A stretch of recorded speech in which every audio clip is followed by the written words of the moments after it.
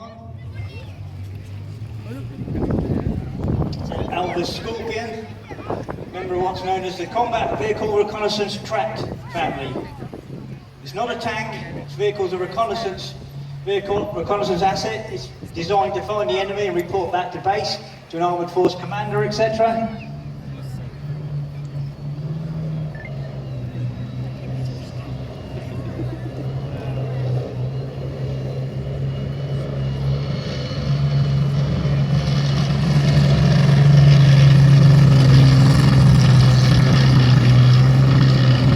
When it comes to a reconnaissance vehicle, you've got two choices, either a wheeled vehicle or a tracked one.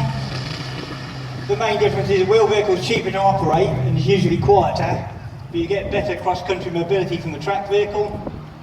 The British Army took a decision in the late 60s, early 70s to go for a tracked vehicle.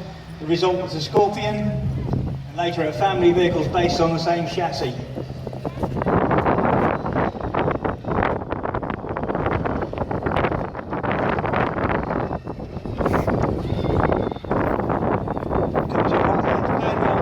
Version of 4.2 litre straight 6 Jaguar sports car engine. The vehicle is a reconnaissance vehicle, so it's not really meant to fight. However, if he does get in trouble, it's given quite a good punch, the Scorpion, in the form of a 76mm gun. Fire a variety of ammunition, including high explosive, canister, smoke, and a thing called a Hesh round, which is very effective against other more heavily armoured vehicles. As it's our first tracked vehicle, I'll point out a few points to you about a tracked vehicle. The correct term really being a track laying vehicle. What it's doing is laying a road in front of it as it drives along. To that end, it only has one driven wheel, which is the tooth sprocket on the front. That's connected to the transmission and engine. All the others are basically supporting the weight of the vehicle. Another feature of the CBRT series is built out of aluminium armour as opposed to a steel. It enables the vehicle to be lighter and more air portable. Top speed on a Scorpion is about 45 miles an hour. Carries a crew of 3. The driver is a chap there, will give you a nice wave if you ask him.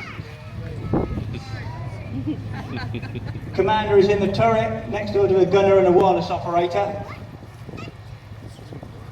Maybe I'll see the vision devices. As it's a reconnaissance vehicle, it's pretty well equipped with various periscopes, vision devices. Later have been upgraded.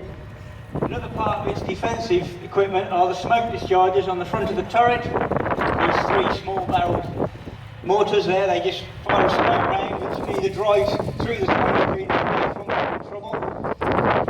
As I say, all in all, been a very effective vehicle in the British Army. Scorpions were taken out of service due to a health and safety issue with the gun. It was deemed that too much fumes came out of the gun when you opened the breech into fire round. So Scorpions went out pretty quickly, well, reasonably quickly in service, and replaced by a thing called Sabre, which is a modified one. But Scimitars and the rest of the CBRT family have received many upgrades, the major one being a different transmission and engine. Armour packages were fitted to them. They've been used in Afghanistan and Iraq. Still in service. They are slated to go out of service eventually somewhere in this century. Nobody's betting on it at the moment. That's the Alvis Scorpion.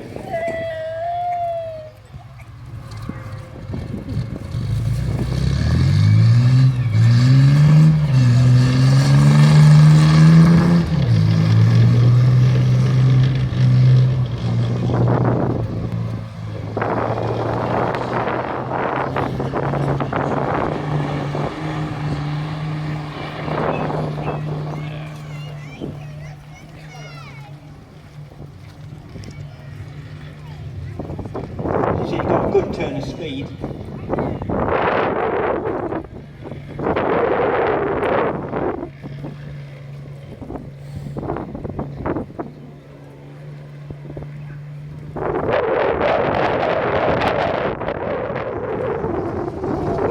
Another reason I should explain for small stories is stealthy use of large really quick. It's a lot more difficult to camouflage it, to sneak up on the enemy. With a smaller vehicle like the Scorpion, makes life a lot easier if you're in a recce unit.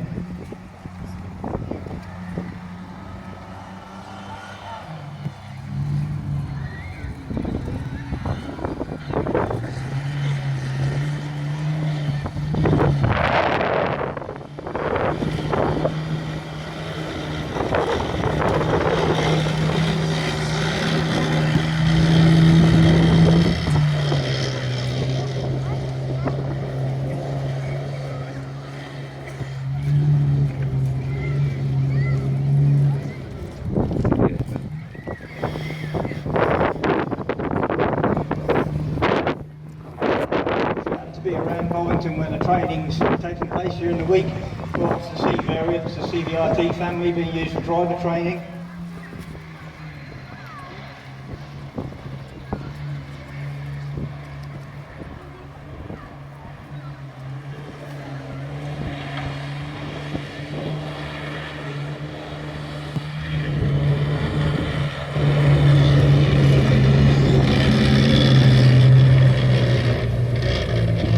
Scorpions are very popular with military vehicle collectors due to their size, maybe. It doesn't take a lot of room up and you don't need a huge wallet to be able to move them about.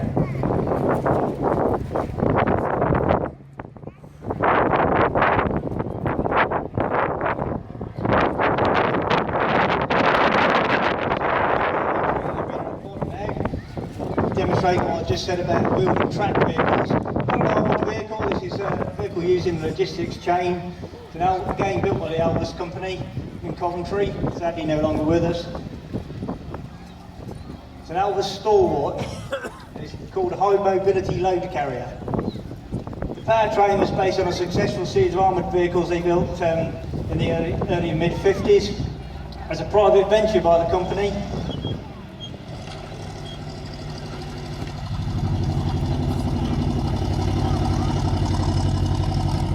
Those of you old enough to remember the original Thunderbirds, it's a real Thunderbirds machine, the Stalwart. Driver's in the centre of the vehicle, carries about 6 or 7 tonnes in cargo on the back. The idea, as I say, was a private venture by Alvis. The idea was that they could basically deploy, if bridges etc. were damaged in Europe during a combat situation in the Cold War, quite often you'd lose your means of supplying your forward units. The idea behind the Stalwart is it's very good cross-country with its powertrain, etc., but it's also amphibious with very little preparation. So if you lost a bridge across a river in northern Germany somewhere, you could deploy the Stalwart to supply your forward units. To that end, the cargo deck's quite high as well. This enabled very handy replanes to go on between tanks and the Stalwart, so they carry fuel, ammunition, food. Can carry 3 people. It's got one driver in today, Uncle Andy if you give him a wave. As I say, the powertrain is based on the same system as used in Alvis Saladin and Saracen APCs. It's powered by a Rolls-Royce B81 petrol engine. It's got permanent 6-wheel drive. It can go as fast backwards as forwards, which again is useful if you're in a tricky situation. The 6-wheel drive and the big flotation tyres give you a good cross-country performance for a wheeled vehicle. Also, another asset to that is the smooth belly plate, which again enables to slide over objects as long as they're not too deep. Fortunately, with all that complication, they used dainty hydrojets for the water propulsion. Transmission didn't sell, it's very complicated to maintain. So the British Army did take about 450 of them. After a while, they did take the amphibious capability out of them. Decided just too much complication, just added to the maintainability of the vehicle. Consequently, it basically became a very expensive lorry. Carried on in service for a while, but eventually was deemed to be just too expensive to run and maintain in service. So back in the mid-1970s, early 80s.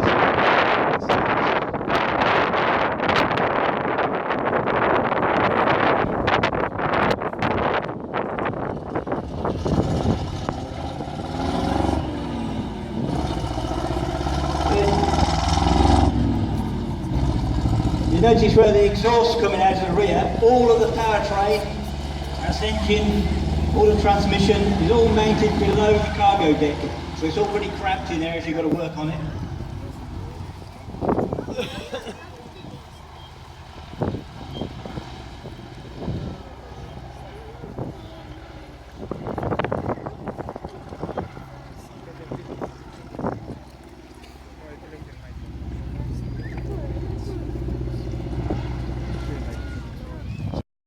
Aluminium plates on them, all the engine decking's aluminium.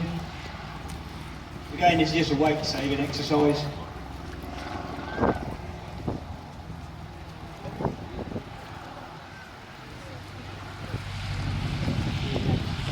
Now I'm running one, it does about 5 miles to the gallon. That's petrol, of course.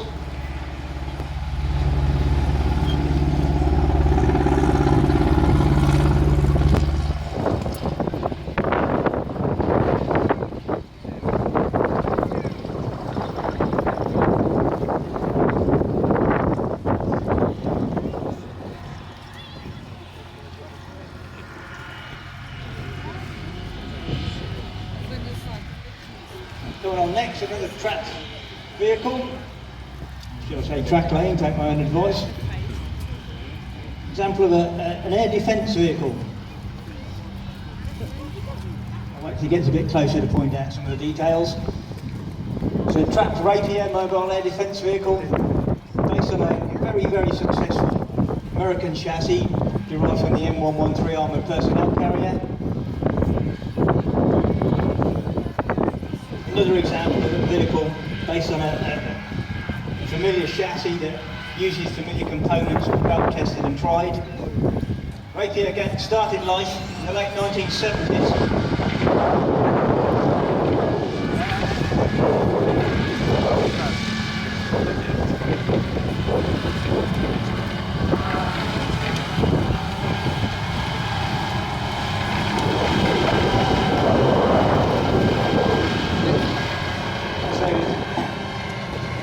In response to a request from the Shah of Iran, British Aerospace started to develop a highly mobile tracked version of their Rapier air defence missile.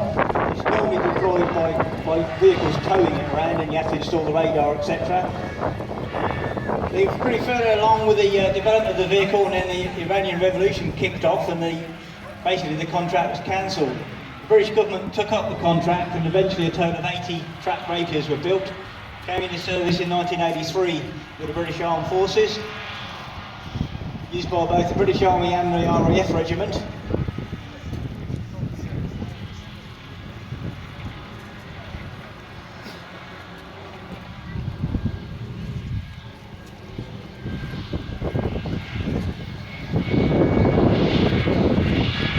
The idea of putting the missile battery on a tracked chassis is it can keep up with the other elements of an armoured formation. Your main battle tanks, armoured personnel carriers, artillery, etc. And also you can deploy it for action a lot quicker. So you have to decouple it from a towing vehicle and get it set up. In theory, it's possible to bring a tracked Rapier to a halt and be ready to engage the target after about 30 seconds.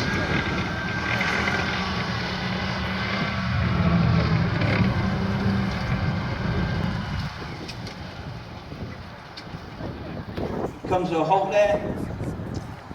Similar arrangement to the Scorpion with the driving wheel at the front of the chassis there. The engine is mounted behind the cab in this vehicle.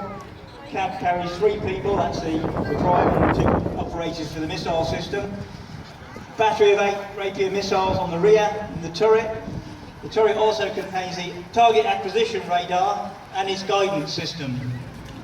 Rapier missile is effective to about 3,000 metres. Doesn't have to hit the target, it's equipped with what's known as a proximity fuse, so as long as it gets reasonably close to the aircraft or the aircraft formation, the fuse will then explode the warhead and all the shrapnel does a lot of damage to anything in its path. The say carries a battery of 8 missiles. The arrangement on the top of the cab there, which we won't raise at the moment, actually elevates when the system comes into operation. Again, that's part of the tracking system. It's very crowded inside that cab, it's not particularly comfortable. On the front of the vehicle again, you can see once again multi-barrel smoke discharges, and on the rear, again this is purely defensive if you're running away from anybody normally. So one of the drawbacks of the tracked vehicles, it takes you a while to reload it. You can't carry any reloads on the vehicle. So once you fire your 8 missiles, you're dependent on a reload supply from your logistics chain. To that end, eventually developed a vehicle called M548, which is using the same chassis, which is basically a tracked pickup truck, so that will carry the missile reloads. But say, Rapier is a point air defence system, so it's intended to guard things of strategic importance, such as bridges, airfields, that sort of thing.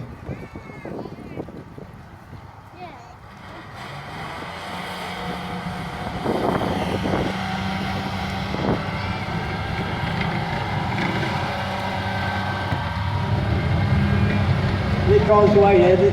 The parabolic dish in the middle, that's the guidance radar, the surveillance radars mounted in the dome on top of the turret there.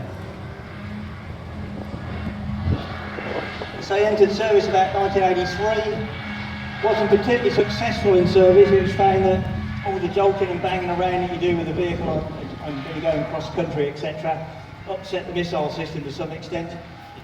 Therefore, it only saw a short service, went out of service after the first Gulf War in 1991,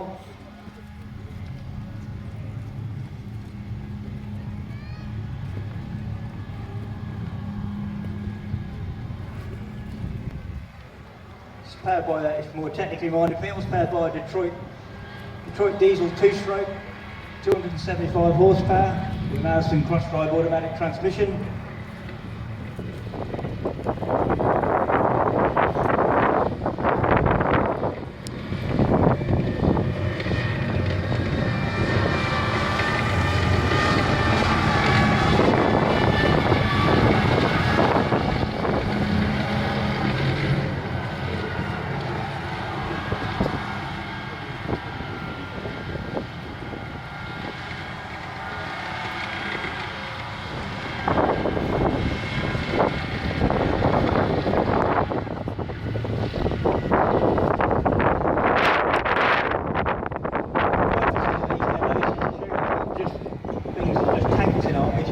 Series of vehicles that to support the armour. But just coming into the arena now is our first MBT for you. Bit of a British design classic this. It's a Centurion main battle tank.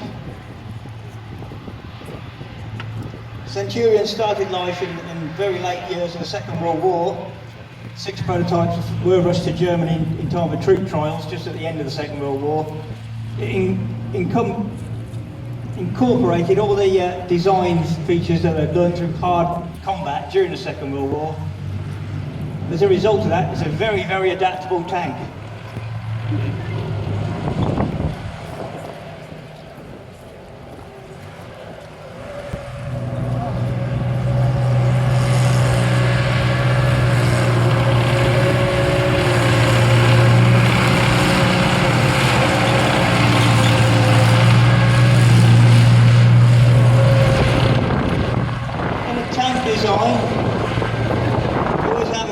Between firepower, mobility and protection.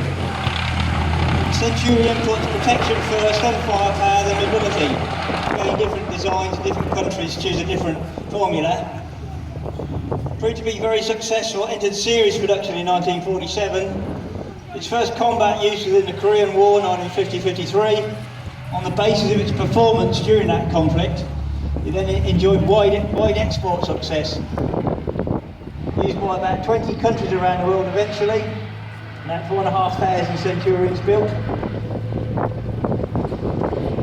It's powered by a Rolls-Royce Meteor V12 27 metre capacity, 650 brake horsepower.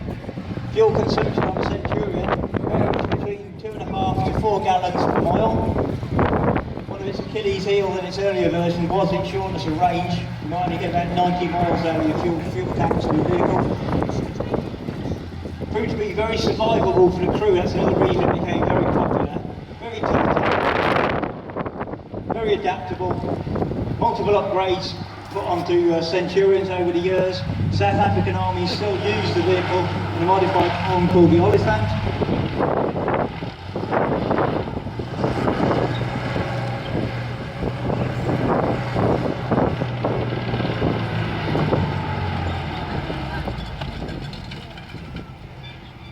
One of the chief upgrades done to Centurion's life is to replace the petrol engine with a diesel unit, usually an automatic transmission as well.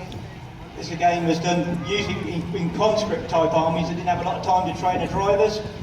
Main armament on this version of the Centurion is a British design L7 5mm calibre gun. Again, virtually the NATO standard tank gun throughout the 60s and 70s until superseded by larger calibre.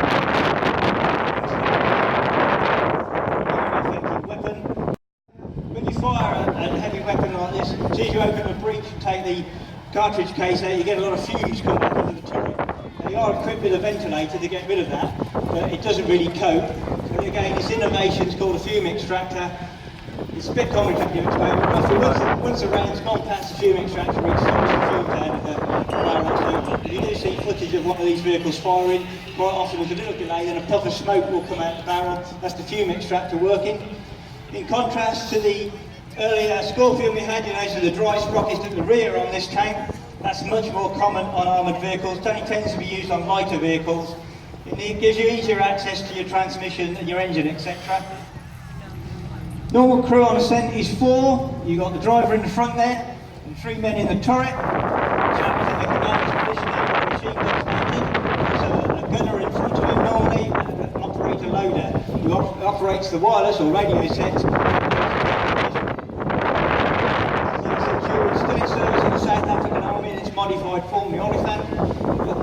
Australian Defence Forces, major users of Centurion, still use the chassis for a number of heavy-duty armoured personnel carriers and combat engineer vehicles.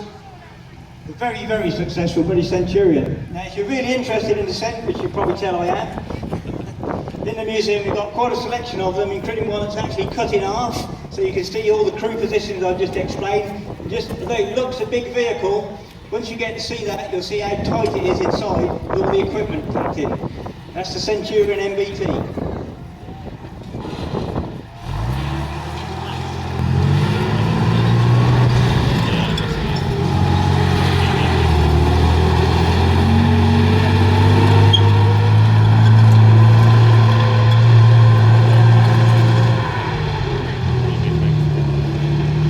Centurion served in the British Army in its very last variant, which is the Beach Armoured Recovery Vehicle, which the museum does have an example.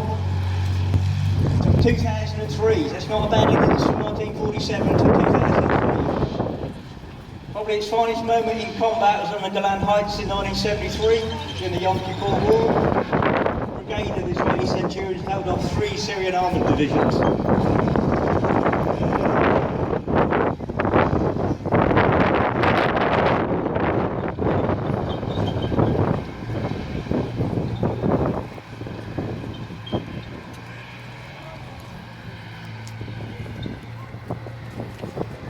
Countries who use the Centurion included the UK, obviously, Canada, Netherlands, Denmark, Switzerland, Australia, India, Jordan, Sweden.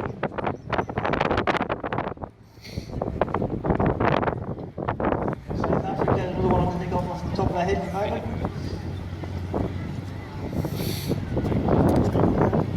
And a successful deployment of an Australian Armoured Regiment with Centurions in South Vietnam.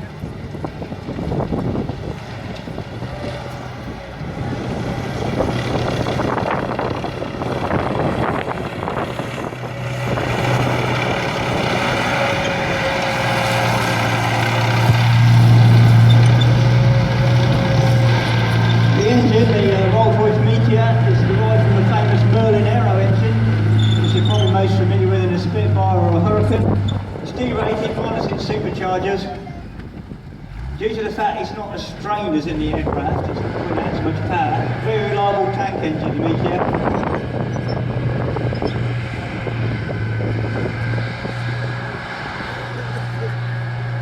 Top road speed, depending on the mark, the weights vary slightly, about 23-25 miles an hour. In addition to the main armament, normally carries a .30 coax machine gun, and as you saw on that one with a gun on the commander's cupola as well. Another first for the Centurion, it's the first tank in the world to have a fully stabilised main armament, which is not in use at the moment, but basically if you slave the gun onto a target and you've got the stabiliser on, it will remain on the target wherever the attitude of the tank is. That's the British Centurion MBT. I hope you enjoyed our mobility display and the rest of the visit to the museum. Thank you.